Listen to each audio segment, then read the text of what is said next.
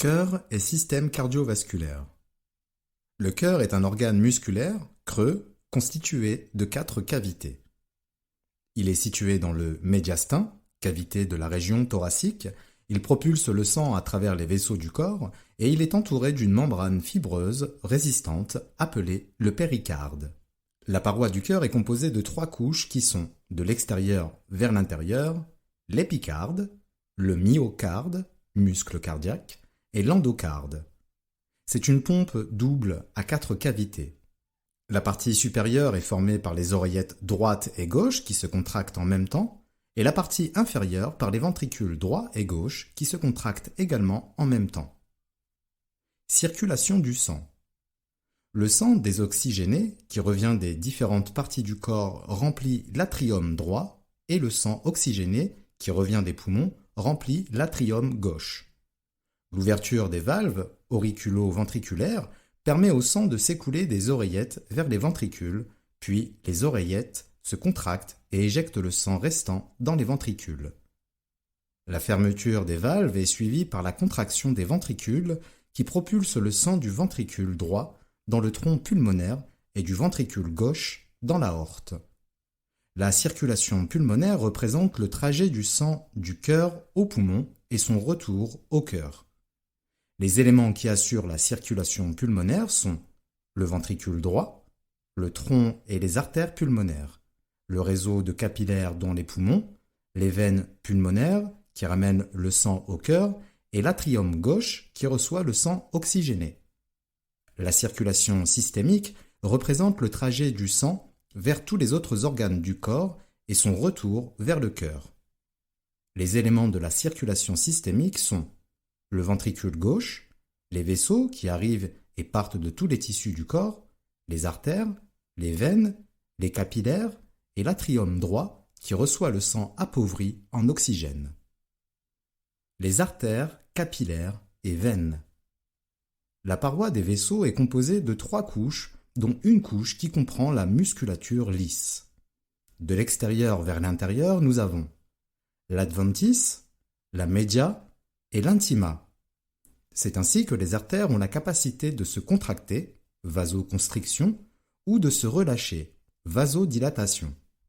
Ce mécanisme permet d'adapter le calibre de l'artère en fonction des besoins de l'organisme. Il régule donc la pression sanguine. La pression sanguine. La pression sanguine est la force exercée par le sang sur la paroi interne des vaisseaux.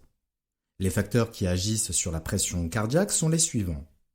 La fréquence cardiaque, une augmentation de la fréquence augmente la pression.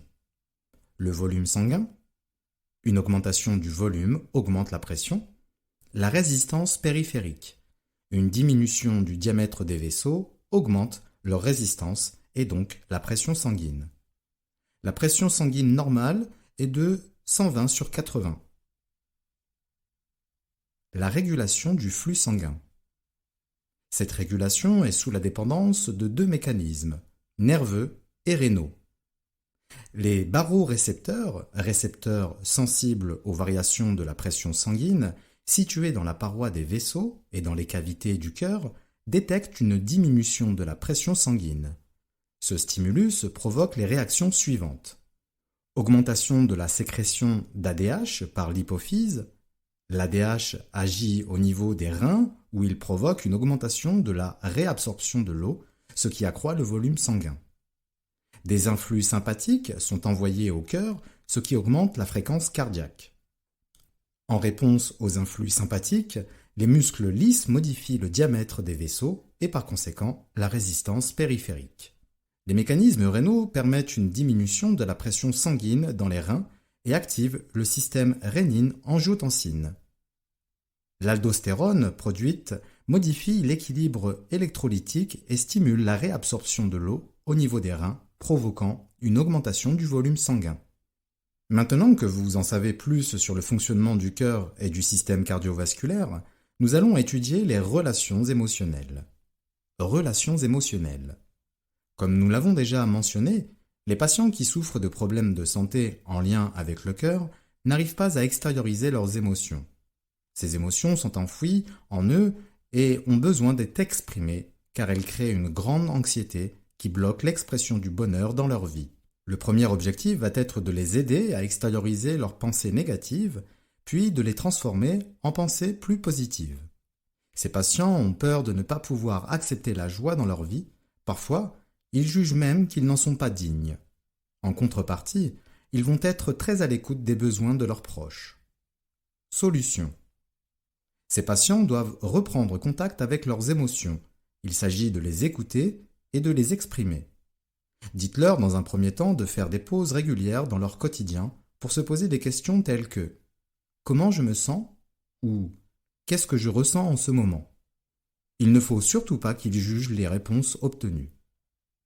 Écouter leurs émotions leur permettra de les exprimer, en particulier à leur entourage proche. L'anxiété diminuera, libérant ainsi leurs pensées négatives. Un patient hypertendu pourra alors diminuer peu à peu le stress de sa vie. La pratique de la psychologie positive s'avère extrêmement utile et efficace dans ce type de situation. La méditation est encore une fois une pratique très efficace. Par exemple, vous pouvez conseiller à votre patient de pratiquer 5 minutes de respiration de pleine conscience 1 à 2 fois par jour. Cet exercice est très simple à réaliser. Dites-lui de s'isoler, de se concentrer sur sa respiration, de détendre ses muscles et relâcher ses tensions. Lorsque les pensées arrivent et occultent son esprit, il doit les écouter sans les juger. L'effet d'écouter et d'exprimer ses émotions est double. En plus de chasser le stress, votre patient va cultiver des relations plus saines et plus épanouies. Invitez-le donc à communiquer, à s'ouvrir, à s'extérioriser pour chasser l'anxiété et faire du bien à son cœur. Étude de cas. François, 45 ans, vient vous consulter car il souffre d'hypertension et de cholestérol. Il travaille en entreprise et a un mode de vie relativement sédentaire. Durant l'anamnèse, vous le questionnez sur ses relations avec les autres. Il vous explique qu'il est quelqu'un de très introverti. Il n'aime pas parler de lui. Il évite toutes les situations où il va devoir s'exprimer, telles que les invitations chez des amis, les sorties entre collègues, les repas de famille. Il vous explique qu'il a toujours vécu ainsi. Il a commencé à faire de l'hypertension à l'âge de 20 ans. Récemment, son médecin a diagnostiqué une coronaropathie, plaque d'athérome, qui nécessite une intervention chirurgicale pour éviter le risque d'une crise cardiaque. Depuis l'annonce de cette intervention, sa tension a augmenté fortement malgré le traitement en cours. Il vous confie cependant qu'il n'en a pas parlé à son entourage et que pour le moment, il n'a encore rien changé à ses habitudes. Il est sédentaire, mange mal, mais ne fume pas et ne boit que très rarement, 1 ou 2 verres de vin par semaine. L'intervention est prévue dans 15 jours et François est très anxieux. Il vient vous consulter car sa femme lui a conseillé de le faire.